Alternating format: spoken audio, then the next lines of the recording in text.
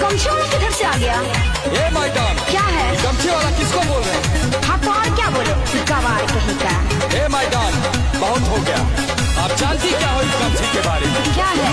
बिहार का शान है ये गमछी। अच्छा। आन बान शान पहचान है गमछिया, सच कहीं मोर गुमान है गमछिया। चल हट गवार कहीं का। आन बान शान पहचान है गमछिया, सच कहीं मोर गुमान है गमछिया। देखने